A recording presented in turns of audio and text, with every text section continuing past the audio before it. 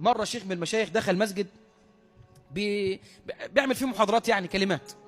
فالمهم جاي في يوم دخل المسجد لقى الحضور قليل جدا جدا. فالمهم الشيخ قبل ما يبدأ الدرس فبيسأل الناس الحضور بيقول لهم في ايه يا جماعة؟ في ايه؟ الناس فين؟ فالمهم كله حط وشه في الأرض. فالشيخ اتعجب قال لهم في حاجة حصلت ولا ايه؟ الناس فين اللي بيجوا يحضروا؟ فالمهم الناس كلها عندها حياء ان هي تقول للشيخ الناس دول راحوا فين؟ قال لهم لا لا لا لا، الموضوع فيه ان انا مش هبدأ الدرس الا لما تقولوا الناس راحوا فين.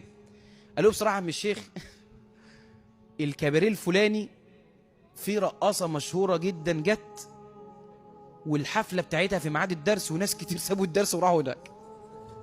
والله زي ما بقول له كده. طبعا الشيخ ده داعية محترف، وانا دايما بقول لك ان الدعوة، العلماء بيقولوا الدعوة هي ركن الدين الأعظم، والأصل في الدعوة أن تكون خارج المسجد. قال رب إني دعوت قومي ليلا ونهارا فلم يزدهم دعائي إلا فرارا وإني كلما دعوتهم لتغفر لهم جعلوا أصابعهم في آذانهم واستغشوا ثيابهم وأصروا واستكبروا استكبارا ثم إني دعوتهم جهارا ثم إني أعلنت لهم وأسررت لهم إسرارا. دي كم آية؟ حوالي 4-5 آيات. ابن كثير في تفسيره بيفسر ال5 آيات كلهم دول بيقول إيه؟ بيقول ذهب نوح عليه السلام يدعوهم في منازلهم.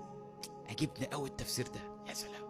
مش جوه الجامع، مش جوه مكان العبادة، لا، ذهب إليهم في أماكنهم ونوع لهم هذه الدعوة حتى لا يملوا، مرة جهارا ومرة بالسر، المهم نوع لهم كل شيء. فالمهم لابد ان انت تروح تجيب المريض من مكانه. المهم فالأصل في الدعوة أن تكون خارج المسجد، تجيب الناس اللي بره تدخلها فين؟ تدخلها جوه. فالمهم الشيخ قاعد في المسجد لما عرف الخبر ده قال لهم والله ما هنعمل الدرس، وادي الكتاب، وقام قافل الكتاب وقام قايم وخارج. اللي عايز يجي معايا منكم تعالوا. راح فين يا عم الشيخ؟ انا رايح الكباريه. كباريه يا عم الشيخ؟ ما تيجي يا عم تقعد معانا في الدرس، انا جاي لك والله ما انا بادئ الدرس، اروح اشوف الناس اللي خرجوا دول من لهؤلاء. الراجل ده معتقد ان هم ايه؟ مخنوقين. ليه؟ بعيد عن ربنا وما بيصلوش.